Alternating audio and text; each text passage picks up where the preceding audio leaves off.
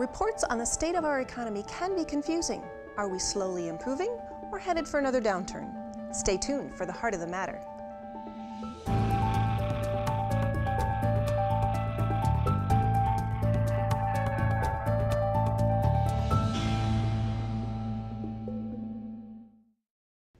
With unemployment in Minnesota and Iowa hovering around 6.5%, we are inclined to believe the economic recovery is making progress in our area.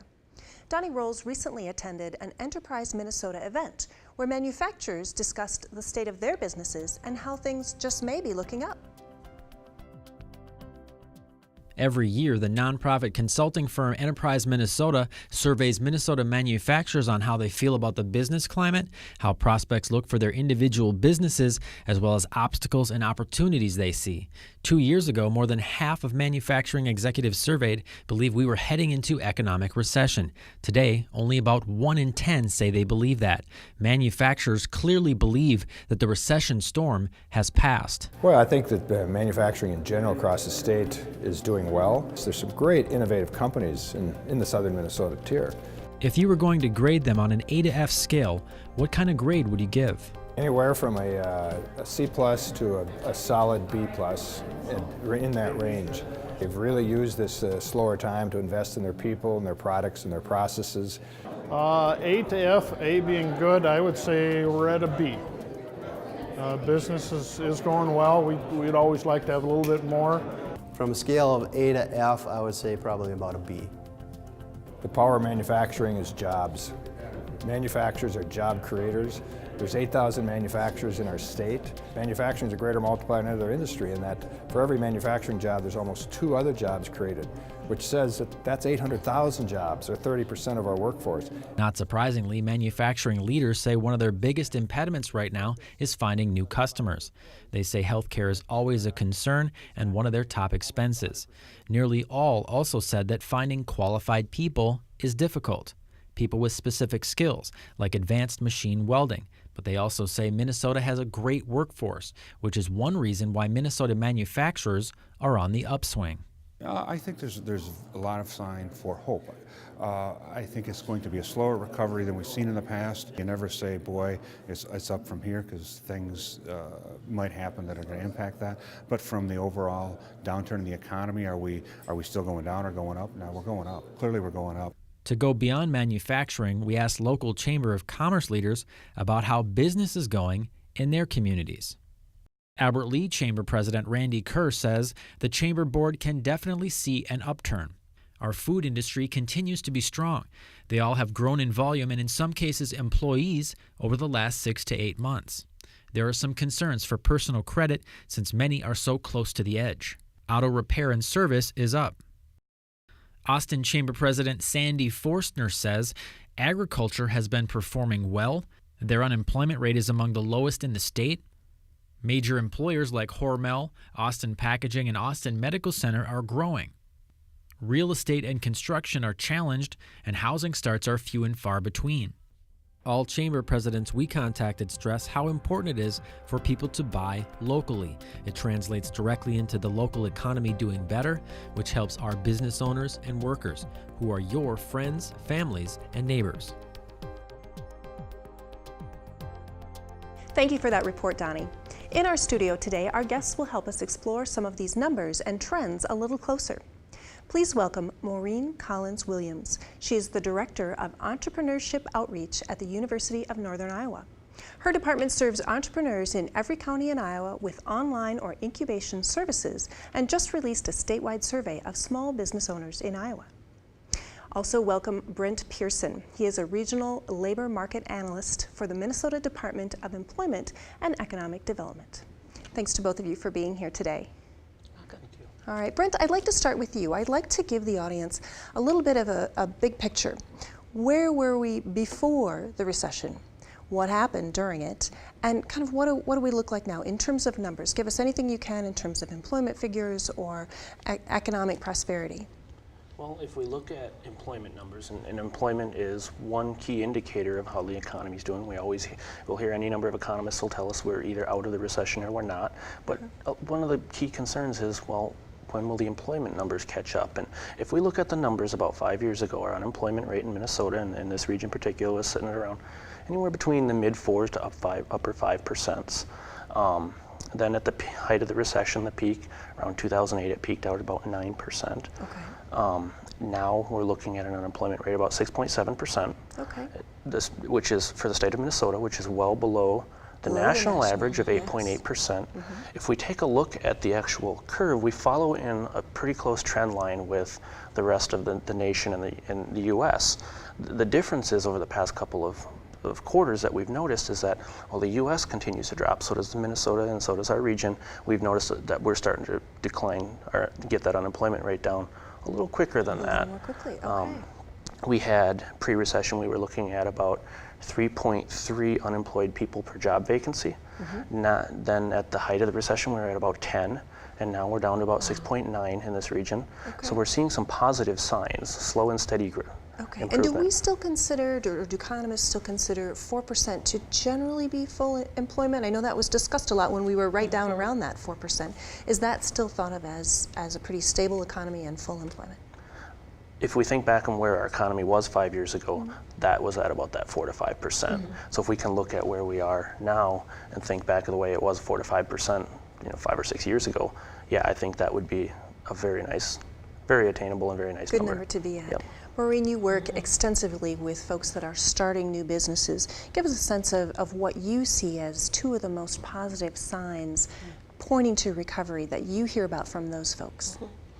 I think one of the greatest signs that we see is a sense of optimism among entrepreneurs. We recently completed a survey of Iowa small business owners statewide, and from that we learned that there's a sense among entrepreneurs that the economy is turning around, that we're headed in the right direction. Moreover, that we've hit bottom and we're starting to work our way back up, albeit very slowly. But that's a huge indicator for us, and probably one of our first signs that things are improving. As it relates to capital and some of the other areas, we have a lot of work to do. But for now, we are seeing that the optimism is there. We're seeing our new business starts begin to grow. We're up about 11% from last year in terms of new business starts in the state. My guess is Minnesota would be similar. But when you take a look at our area, what would you look at and say, I wish that number were a little better, or I wish this part of the economy were recovering a little stronger? How do we feel about rural parts of our states as opposed to metropolitan areas? Any thoughts on concerns you might have? Go ahead, I'll follow you. Well, I think that looking at one key sector, and I don't like to pick on any one key industry, but construction continues to lag behind now year over year. If we looked at where we were last year at this time, we've added 1,000 construction jobs, but we're still not quite where we are. The unemployment rate in construction nationally is almost 22%. Wow. So it's significantly higher, and construction is a good indicator of the economy overall, because of the, construction is related to new home construction and commercial construction. Expansion of businesses, right. I'd love to see that particular industry rebound. And are there specific impediments to growth that either your small businesses are telling you or that you're seeing or hearing from industry in this region? I can speak to that pretty clearly. We really struggle with access to capital. In the past, our small business owners and entrepreneurs in the state have been able to access commercial capital pretty readily. What we're finding now is that credit restrictions have tightened, that small business owners that in the past have been able to go in on an annual basis and renew an operating line or secure new term debt have been unable to do so because our credit restrictions have become so much more onerous, in part because of the problems that we've had with the recession. So that's a challenge, and solving those problems, if you talk to the Iowa Association of Business and Industry in my state, is going to take time and will require an overall improvement, I think, in our economic picture before we'll see some of those restrictions loosen. And kind of, from another side of that equation, we look at some of our main streets and some of our rural communities, and one of the things that we're hearing a lot on those main streets is there's not a lot of municipality available assistance for these communities because of the cuts to LGA and because they're dipping into the reserves. So a lot of our smaller communities are not necessarily able to help out some of those main street communities like they have in the past. We're not always patient as a society. We always seem to crash a whole lot faster than we recover. nobody has a crystal ball, but in your best estimation, how long do you think it will be until we receive kind of full economic recovery, until we experience that? I think we need to first maybe manage our expectations. The situation is one where a recovery here in the United States, and more specifically in the Midwest, is going to be much different than we looked like maybe in 2008 at the beginning of this recession. Most folks talk about a jobless recovery, and I think you're seeing that in many cases. We're certainly seeing it among sectors outside of manufacturing. I know you're seeing some changes there. But I do believe that part of our job is to manage those expectations so that as our technology moves forward and we're creating advances, that we see that there are other kinds of jobs that need to be created, and that the job recovery is going to take slow and measured steps along the path across industry before we see kind of that full employment picture again. Okay. Is DEED as a department daring to make any predictions at this point? I know that's hard to do. It's slow and steady as far as the labor market is concerned. We're seeing, like I said, we're seeing some growth. We're seeing a drop in that unemployment rate, a drop in those job vacancy, or unemployed people per job vacancy. So we're seeing some positive signs. But again, it has been slow. So there are some words of caution there. We're not quite to where we were pre-recession levels. Okay. There's been a lot of discussion about national debt. And as it approaches equaling our GDP, do you see that as a tidal wave that really is going to overwhelm any other economic indicators and factors in our area, where that national piece is just going to be so overwhelming, it doesn't really matter what takes place locally in terms of growth and employment numbers? Does that concern you? I'll defer to Maureen on this one. We are a global economy. For us to assume that things that are happening outside of our region and our debt service as a country is not going to impact our ability to grow economically would be foolish. I think that the way that we're creating jobs is changing, and the kinds of businesses and the sectors that are emerging in this country is kind of our strong sectors are changing, and as a result of that, our needs are adaptable. I guess a key example of that would be in the technology sector. The kinds of debt that is needed is different than the kind of debt that might be needed to start a manufacturing company, for instance. Sure, we're looking more things toward that are secured. Exactly. We're looking more toward angel investment for technology companies and innovators versus manufacturers who look to our commercial lenders. Of those affected in the commercial lending sphere, our commercial lenders are the ones that are the most affected, and we're seeing that reflected across the board. Maureen, I'm particularly interested, your small businesses shared some information with you on the survey that after taxes, sales was their number 2 concern, and we had a great deal of conversation during this recession about a consumer society. Right. What exactly are they telling you? Is it that there's too much competition out there, or that folks just aren't ready to buy yet? I think since over the last 3 years, we have seen an incredible decline in consumer spending. And it's across the board, across industry, and it's a multiplier effect, much the same as we have with other areas of our economy. As our consumers spend less, we're seeing our companies, their sales are becoming much more sluggish. As a result, their cost of operation increases, they lay off employees. A sad fact about entrepreneurs is that they're the first to create jobs in a good economy, and they're the first to lay people off as our economy softens, and so it is a challenge. Our entrepreneurs are telling us that this need for increased sales is a priority for them in 2011. Only about 30% of the people that we surveyed are preparing to hire new employees in 2011, and they cite, in part, those sluggish sales as a reason for why they're unable to hire. About 30% of them also cite the fact that they are unable to acquire financing. So we have this kind of trilogy, if you will, of different effects that are negatively impacting our ability to kind of regrow our economy, at least among the entrepreneurs that we work with. And I think that these are the kinds of issues that we'll be dealing with. You will, I will, and the rest of us that are engaged in policy over the course of not just next year, but into the next decade. Well, Maureen, that 30% is a very interesting number. We have a job vacancy survey that we released to about 13,000 employers across the state. And one of the questions we asked there in that survey is, do you expect to increase hiring over the next 6 months? And in our region, South Central, Southeast Minnesota, we see about 7% of employers expect to increase hiring over that time. And I always tell people anything above a 0 is moving in a positive direction. Brent, your employment figures are looking more positive, and perhaps that will put some money in the pockets of folks who can then go out and place those orders, which will kind of create a positive cycle instead of a negative one. If you were to give the overall economy as it stands today a grade, A through F, just like you get in school, what would you say? What grade would you give it, and why?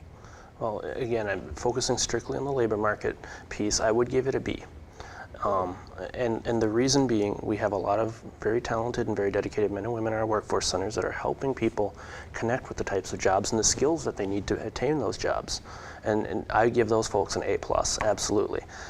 Unfortunately, we're not quite to where we are yet. We're looking at employment at about 96.1% of where it was 5 years ago. So until we can be back there and improve our job creation numbers, I'd give it a B. All right. Yep. Maureen? Wow. You know, from an entrepreneurial perspective, I would say we're at a C. And entrepreneurs, by and large, have always struggled. It's an area of our economy where we aren't the big job creators, or haven't been in the past. And now they're moving to the forefront, but their needs are diverse and different. And I think that as this economy begins to move back towards solid footing, we'll see more activity. But right now, access to capital is a challenge. The sales volume and capital needs associated with increasing those sales are going to continue to dog us. So we have a lot of work to do, but I think that as we move forward, we can get from a C to a B and move And beyond. upward. All right, great. Well, thank you so much for both coming in and sharing your expertise with us. Thank you. Thank you. All right, sounds like we're making progress, slowly but surely. Donnie Rolls went out into the community to talk to you. Let's find out what some area residents had to say about the economy and how it's impacted their lives. How do you feel that the economy is going? I think it's coming back a little bit. I think we have a long ways to go. Well, I think it's coming back somewhat, but it's a real struggle. And of course, with the government deficit that we have, it's going to be a problem. I think that there are signs of improvement. Well, I guess I don't really think that it's going all that well with the huge deficits that we're running. We're spending money that we basically don't have. I foresee it getting worse before it gets better. I think it's going to take a lot more than a few years before we see any changes. Is the economy impacting you personally? Well, the gas prices are not so good, so when I go grocery shopping, I have to look at the prices a little bit more until it gets really better, and a lot of us have to tighten our belts and look at new ways to do things. I drive a diesel truck, so I've been noticing the price of diesel. So, yeah, that would be the big thing, because we're all going to pay for that. When the stock market really bottomed out, it took a good hunk out of our portfolio. It is slowly but surely regaining. Personally, it's not affecting me, but it's affecting a lot of people around me, like friends and family. A lot of people that I know, they work like either construction, carpentry, electrician, and there's just not jobs out there. With many individuals still concerned about the economy, we turned to Tony Burr of Manpower Mason City. Tony gives us practical tools for making job seekers stand out and find the job that works. Tony, thanks so much for visiting with us today about this issue. We want to get the perspective of someone who's looking for a job, but I want to talk first about a couple of national numbers, a couple of national concepts, and what we hear is this is an economic recovery that is a jobless recovery. Do you find that to be true? I find it in some parts to be true. We have in Manpower a human age, and what we're seeing is that there is a talent mismatch. There are openings available, but there are people that don't necessarily qualify for the positions that we're looking for.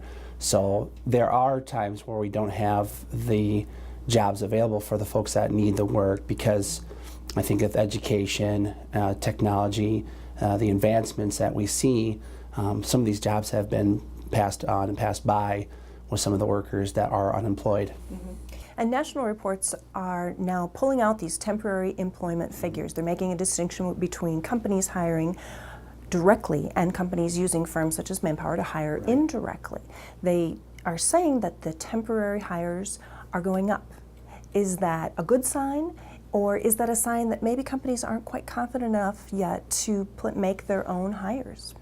I think any time that you see temporary hires as part of the unemployment or employment look, that's a good sign, in my opinion, because that's an indicator that they are actually looking to hire. That's always a good first indicator. There's a twofold answer with that. One, I think in 2009, 2010, I think they saw the value of a temporary company, human resources and employment companies saw that what we can provide to them is a great benefit. And human resources has a lot more than just personnel hiring, letting go. They have a lot of other hats that they wear, so utilizing our services has become almost as important as their jobs on a day-to-day basis. All right. Now you also teach classes out I at do. NIAC, and you help people get their resumes together, get their job skills together, make the best presentation they can to an employer. Right. When someone comes to you, they have either just lost their job or they know they're going to be without employment. What are the top things where do you start with someone in terms of getting them ready for that next job? First thing is always to look at the resume and look at the cover letter. And there's never going to be one stock resume and one stock cover letter. You're going to change. It's going to, every single job that you apply for is going to be different. So I let them know that you can't just send one stock resume for every single job. The other thing I always tell them is to start networking. And when I throw out the LinkedIn.com, and they're like, what? And so I think the biggest thing is that you have to network, and that's becoming the Facebook for the working world is LinkedIn. There's a lot of folks that have Facebook, Twitter, LinkedIn, and to get involved with that social media. The next thing I tell them is that you have to make getting a job part of your day. And when you become unemployed, you have a tendency to get your life in the way of work. And so we have a lot of tendencies. We have a lot of folks that when they get their first job, it's very difficult for them to get out of their routines, which have been now working around their kids, appointments, the life that they've kind of carved out, to go back into that, structured day-to-day working world. It's tough for folks. So I always tell people is to keep some sort of schedule. Make sure that you find work, your job. And that way when you do actually get your job, that you're not having difficulty. That's such an abrupt transition. Oh yeah, absolutely. And we have a lot of folks that have that difficulty initially. It's very difficult. It's a very stressful thing if you haven't been working to start work, and now you have appointments that you've been scheduling, and how do you cancel those? And so it's very difficult. You talked about polishing up resumes, getting those cover letters in place. Has the process of applying for a job changed? Some of these folks may have been out of the job seeking role for quite some time. I mean, do we still write cover letters? Do we send them by email now instead of, by mail? How does that, give us some technical details of how that process works? Depends, again, on the position. I mean, there's some companies that are very technically driven.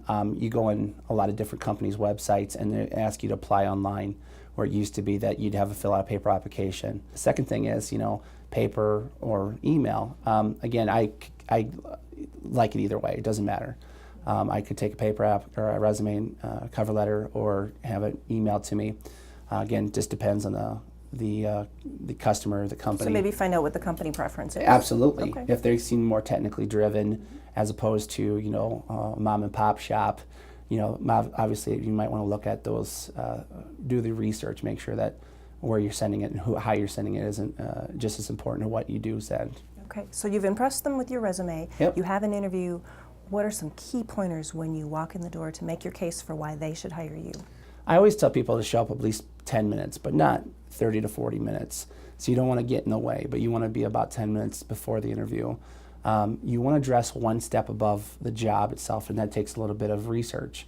So if you're applying for a factory position or some sort of manufacturing position, you want to dress. We always tell people here: khakis, polo, no ball caps. It's just the standard stock thing that we always tell people all the time. What about the interview process itself? Are the questions still the same? What are your strengths? What are your weaknesses? Yep. What should they be prepared for? And should they come with questions? Every interviewer does the car story, which is basically finding out tell me about a situation of conflict or concern and the action that you took and the result of it. So that's going to come. Everybody does it, so you might as well have a good story. Prepare yourself. Second thing is elevator story, and I always tell the kids that elevator story. If you were going to meet me on the 10th floor of a building and I'm going down with you in the elevator, if I want to know about you, in a captivating way, what would you tell me? And so we work on that elevator story. It's basically, why do you want that job? So those are things. And then also just to have a question to research, and there's no excuse for not knowing the company, because every company's online, every company has a profile somewhere. What about the strategy in a recession and people get out of work and they need a job?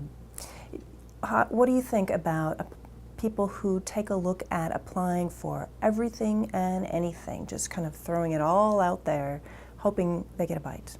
Is that strategy effective? No, not really, because it's like I say, the analogy is throw spaghetti on the wall and hopefully some of it sticks. Yeah. And so I don't think that's the right thing to do. I think it's important that I have people come all the time and say, I've applied everywhere, okay? One of the things you want to do is, you think about all the people that work, and there's a study that says 60% of all the jobs out there, there was never an application, there was never anything in the paper for it. It was just either it was someone was promoted, they knew of someone that was, hey, that person's available, let's get him or her. And so there's 60% of us, over half of us, that never saw a newspaper ad and did the traditional applying. Right. And so that's one of the things that you want to consider, I guess. So really you should think about what your ideal job is and then go out there and try to create it, convince someone to hire you to do it. And we do this all the time here, is that when they come through us, we may not have that exact job for them, but hey, this person would be a good fit at this company. And that's why I think another reason why folks use this all the time. And then personally, if someone says, I'm not finding anything, apply for those places that you want to work at, research, and if you like that company, apply there. They may not have an opening, but they see the qualifications, they might make an opening for you. All right, great advice, Tony. Thank you so much for visiting with us. You bet. It appears there is some room for cautious optimism about economic recovery. Thanks to Tony Burr for those helpful pointers on how to best prepare for the job market. Join us Thursday, April 28th at 7 p.m. as we visit one-on-one with Glenn Taylor, founder and CEO of Taylor Corporation located in North Mankato, owner of the Minnesota Timberwolves, and a farmer at heart. With field reporter Donnie Rolls, I'm your host, Stephanie Passingham. Good night from the heart of the matter.